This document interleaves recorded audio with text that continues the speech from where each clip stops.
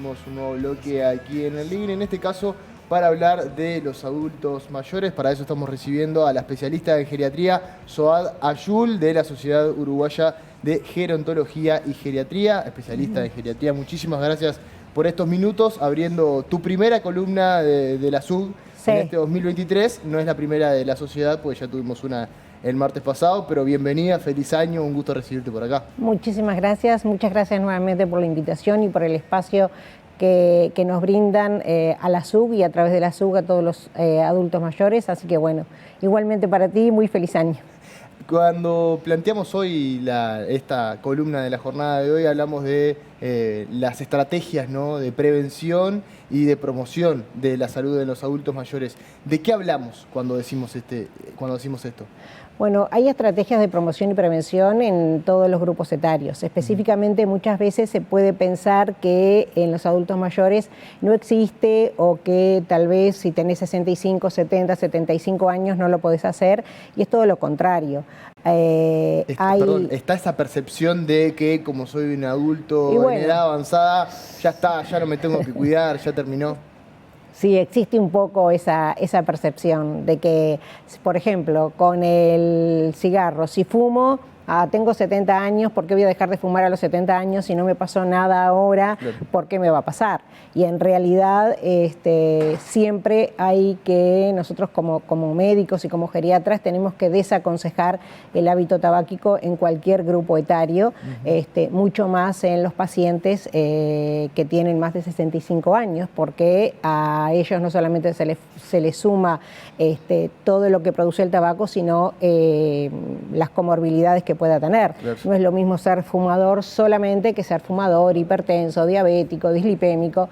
Entonces son una cantidad de factores de riesgo que eso van a contribuir a que el paciente tenga más comorbilidades, más enfermedades, más fragilidad, peor calidad de vida, y que llegue más temprano a una dependencia. Y lo que uno quiere evitar justamente es la dependencia del paciente. Promovemos la independencia del adulto mayor. Absolutamente, me parece que ese término de la dependencia de los adultos mayores es algo que el adulto mayor le quiere escapar, porque ha sido independiente toda su vida y que no quiere llegar a ese momento. Y para esto, la prevención, sobre todo, a nivel de los hábitos, ¿no?, que eso es más que nada la importancia de poder, estos factores que van contra el riesgo, digamos, factores beneficiosos como es la alimentación, la actividad física en la medida de que se pueda, continúan teniendo resultados beneficiosos, inclusive en la edad más avanzada. Sí. Específicamente, por ejemplo, como te decía, el hábito tabáquico siempre lo tenemos que desaconsejar, ya sea por medidas no farmacológicas o farmacológicas, pero siempre hay que desaconsejarlo. Nunca es tarde para dejar de fumar. Otra de las cosas que también hay que promover es la actividad física. La actividad física es fundamental para todos los individuos, también para los adultos mayores. Y bueno, la actividad física que vamos a proponer va a depender del adulto mayor que nos llegue a la consulta, pero siempre y en líneas generales lo que se promueve es una actividad física aeróbica, de que pueden ser caminatas o puede ser bicicletas, ya sea fija, ya sea móvil. Se puede empezar con 10 minutos al día hasta llegar a 30 minutos, 4 a 5 veces por semana, que es lo esperable. Si no, siempre es preferible hacer algo a no hacer nada. Después también ejercicios de equilibrio que fomentan mucho, es fundamental para ellos porque disminuye el riesgo de caídas. También ejercicios de resistencia en donde aumentamos la masa muscular y disminuimos la sarcopenia, que es fundamental también. Entonces siempre es bueno hacer ejercicios y hacer todo este tipo de ejercicios en forma variada a lo largo de la semana, incrementando, empezando pocos minutos y llegando a 20 o 30 minutos en el día. Dependiendo obviamente de qué adulto mayor tengamos enfrente, vamos a adecuar los ejercicios. Doctora, ¿qué importancia tienen este tipo de elementos o herramientas que tiene el paciente para beneficiarse a su vida misma, como por ejemplo la actividad física, estos factores beneficiosos para la salud mental, pensando sobre todo en las cifras que hemos visto y recibido en los últimos años. Con respecto a lo que es la salud mental, específicamente el ejercicio, no solamente disminuye todo lo que pueden ser los factores de riesgo vasculares, que hacer ejercicio hacer ejercicio contribuye a no tener hipertensión arterial, a no tener dislipemia, a disminuir de peso, a no ser sedentario, sino que desde el punto de vista mental disminuye también todo lo que es la depresión y la ansiedad. Entonces es fundamental también hacerlos no solamente por lo anterior, sino exactamente, no solamente por salud biológica, sino por salud mental. Es fundamental también hacerlos. Nosotros cuando repasamos algunas de las noticias y vemos cuáles son las franjas etarias en donde se dan quizás la mayor cantidad de suicidios, vemos franjas jóvenes y después de franjas de adultos mayores. Y ahí hay un importante lugar para poder trabajar, ¿no?, en esta franja etaria. Y uno muchas veces se pregunta qué tipo de elementos o herramientas puede tener un adulto mayor para intentar de prevenir este tipo de cuestiones, ¿no?, de depresión, de ansiedad. Bueno, hay muchos elementos para prevenirlos, pero específicamente y promoviendo lo que es la salud, el ejercicio físico, por ejemplo, es uno de ellos, ¿no? El que el paciente tenga una vida social activa también es fundamental para prevenir en determinados casos el tema de los suicidios, ¿no? Después, hablando específicamente de lo que es la prevención también, aparte de el tema de no el hábito tabáquico, de hacer ejercicios, también siempre insistir en la consulta sobre el consumo de alcohol. El consumo de alcohol es importante también que dependiendo de cómo sea el consumo, pero preferiblemente que no se haga, porque también exactamente contribuye a algunos factores de riesgo vascular. Entonces también esa es una de las medidas de prevención que también es importante. Contribuir, por ejemplo, si el paciente llega y nunca o hace 5 o 6 años no se controla la presión arterial, controlarse la presión arterial, porque también es un factor de riesgo vascular que va a contribuir a patologías médicas que le van a traer consecuencias para él también. Entonces, bueno, siempre ver si el paciente está hipertenso, si solamente tiene hipertensión o tiene otros factores de riesgo asociados, como pueden ser la diabetes o como pueden ser la hipertensión. También ahondar en lo que es la diabetes, si ha tenido, si tiene antecedentes familiares, si él es obeso, si es sedentario, que puede contribuir a que en ese momento o en los próximos años pueda tener una diabetes mellitus tipo 2, en donde uno le va a aconsejar hacer ejercicios, disminuir de peso y tener una dieta saludable. Todas esas cosas son fundamentales para los pacientes mayores de 65 años si pensamos que a los 65 años tenemos una expectativa de vida de 17 años y una expectativa de vida activa, que se llama una expectativa de vida activa libre de discapacidad de 15 años, ¿no? Entonces son muchos años que tenemos por delante y muchas cosas que podemos hacer, porque lo que uno quiere es vivir, pero vivir independiente y vivir con una buena calidad de vida. No vivir con una dependencia moderada o severa. Tal cual. ¿Qué rol juega la inmunización, la vacunación? Bueno, fundamental también, es otra cosa que se insiste en la consulta.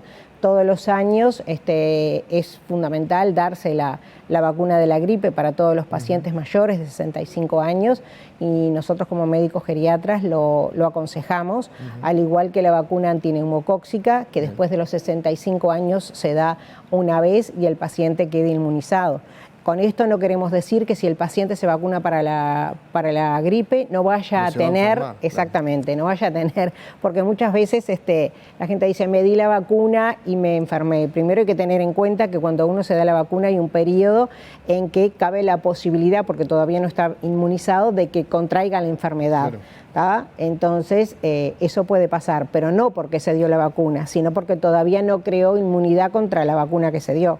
Y después, lo otro es que, muchas veces se desaconsejan vacunas que en realidad son totalmente beneficiosas para los adultos mayores, como por ejemplo la vacuna de la gripe, la vacuna antineumocóxica y la vacuna antitetánica que se da cada 10 años. ¿Es reticente el público sí, mayor a vacunarse? Con el tema de la vacuna de la gripe, por ejemplo, que hay que dársela todos los años, sí, porque a veces vos les decís que se tienen que vacunar y les explicás por qué, es que no vaya a tener una gripe, sino que lo que queremos evitar son las consecuencias graves que le puede traer el virus. Y ellos dicen que nunca se han engripado y que por eso no se la van a dar. Pero es fundamental porque más ahora con todo el tema del COVID. Entonces, también igual para los adultos mayores es fundamental darse todas las dosis de COVID que se están promocionando para dar, que ahora ya se están dando los pacientes mayores de 80 la quinta dosis. La quinta dosis. Hay que considerar que el paciente está bien inmunizado si tiene 3 dosis de COVID, si no el paciente no está bien inmunizado. Eso es lo otro. ¿Y el uso de tapabocas se sigue recomendando? Totalmente. El uso de tapabocas se sigue recomendando, mucho más en lugares cerrados, en lugares, por ejemplo, en hospitales, en sanatorios, en residencias, en establecimientos de larga estadía. Obviamente que se sigue recomendando. ¿Ha ayudado a reducir otro tipo de enfermedades, por ejemplo la gripe, el hecho del uso del tapabocas, de lo que tanto hablamos y quizás ustedes tienen algún registro? Sí. Esto no es medicina basada en la evidencia, lo que te voy a decir, porque registros no sé si hay acá en Uruguay en este momento, pero sí la percepción que todo el mundo tuvimos desde el consultorio es que obviamente habían más personas con COVID en su momento que con infecciones virales como el virus de la gripe. Eso sí, disminuyó notoriamente. Bien, está muy bien. Y con respecto a las patologías oncológicas, volviendo a este tema de la prevención. Sí, eso es otro tema que muchas veces, por ejemplo, viene una señora y te pregunta, ¿hasta cuándo me tengo que hacer la mamografía? Claro. Y bueno, hay pautas nacionales y obviamente internacionales que te dicen que específicamente la mamografía habitualmente se recomienda cada 2 años en pacientes de 50 a 75 años.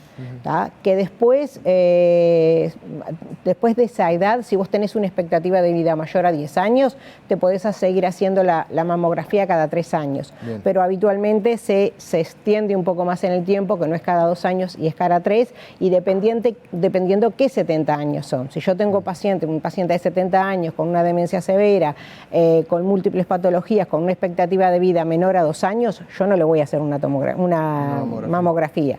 Ahora, si tengo una paciente que viene al consultorio, que tiene 75 años, que me dice que hace 3 años no se hace la mamografía, que se la quiere hacer, y bueno, y está desde el punto de vista, uno le hace una valoración geriátrica integral y el paciente está bien desde todo punto de vista, le voy a pedir una mamografía, obviamente. Pero después, por ejemplo, con respecto a lo que es el Papa Nicolau, pasa lo mismo. En las pacientes mayores de 65 años que tengan 3 Papa Nicolaus que son negativos, no hay por qué seguir haciendo el Papa Nicolau. También eso depende un poco también de cómo esté desde el punto de vista funcional el paciente que viene a la consulta, ¿no? Muy claro. Suad, muchísimas gracias por estos minutos. Me gustaría quizás en alguna otra instancia poder hablar de la demencia, ¿no? Que es un tema recontra importante en las personas, en los adultos mayores, y está bueno poder desmitificar un poco de las cosas que se dicen, dar información que realmente es una problemática que se vive en muchas personas mayores, y al mismo tiempo traer un poco de claridad y luz a este tema. Así que ya te comprometo para la próxima instancia a hablar. No hay problema ninguno, lo hablamos. Muchísimas gracias, Suad. Muchas gracias a ustedes por la invitación nuevamente.